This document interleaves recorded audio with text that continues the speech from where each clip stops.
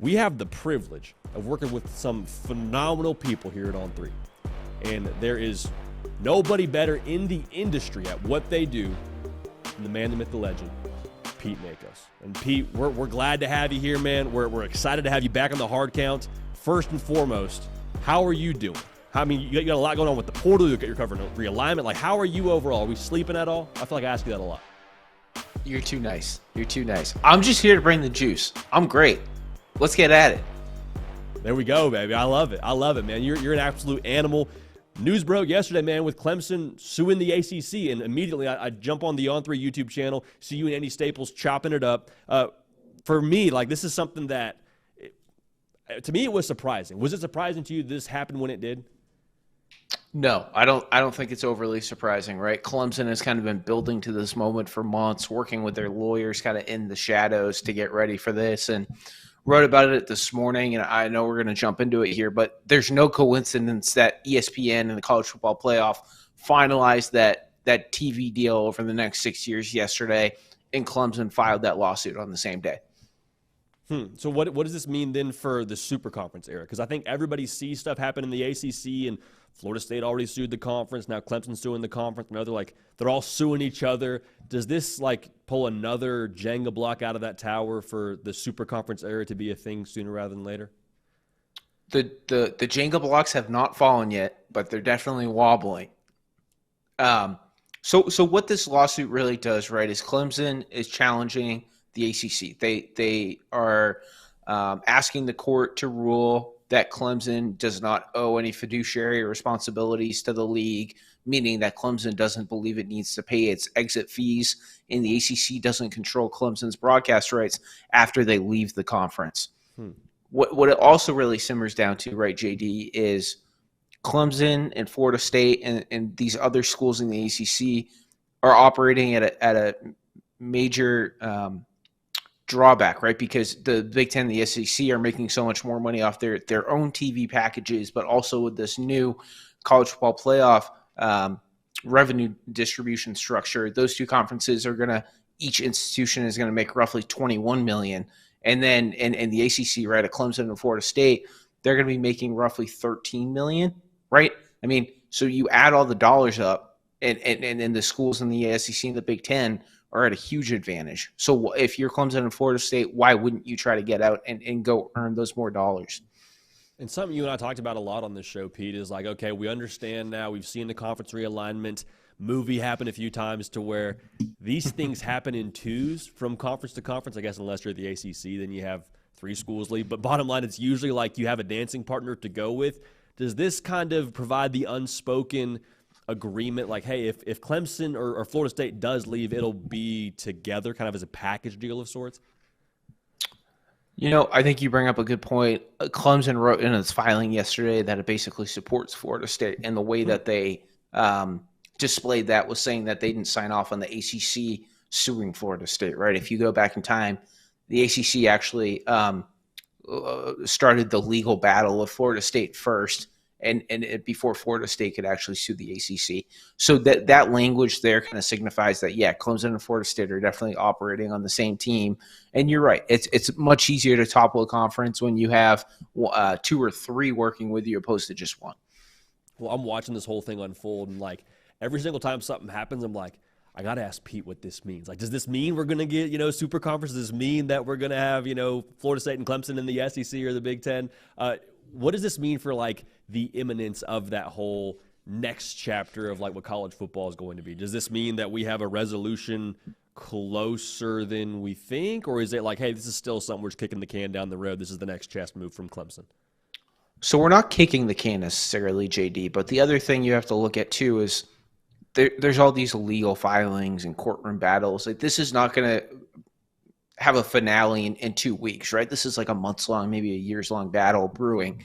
But what we could have that could bring some finality to it closer is Florida State and Clemson look to negotiate and settle with the ACC on their exit fees and bringing that dollar figure down to maybe the $250 to $272 million range.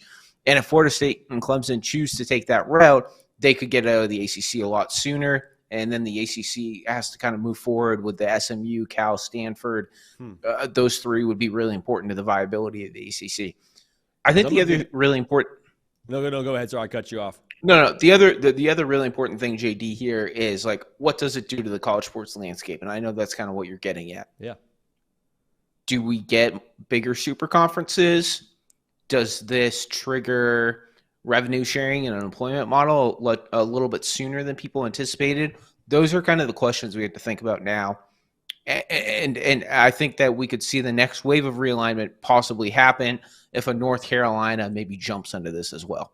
Interesting. So it might take like one more straw to break the camel's back that is the ACC, we think? I think so. Interesting, because I'm a big Google guy. Like I'm Googling like, can Florida State leave can Clemson leave the ACC?